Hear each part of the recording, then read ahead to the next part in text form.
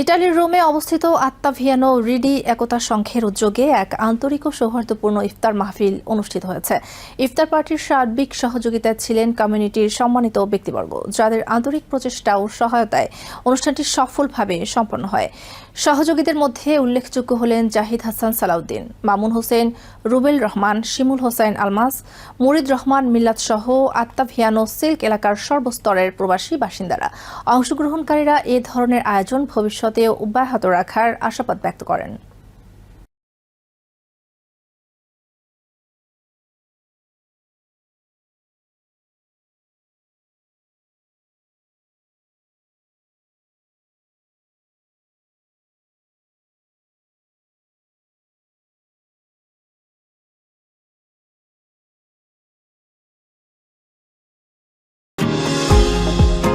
New York থেকে সম্প্রচারিত TVN 24 television বিশ্বজুড়ে বাঙালির কণ্ঠস্বর।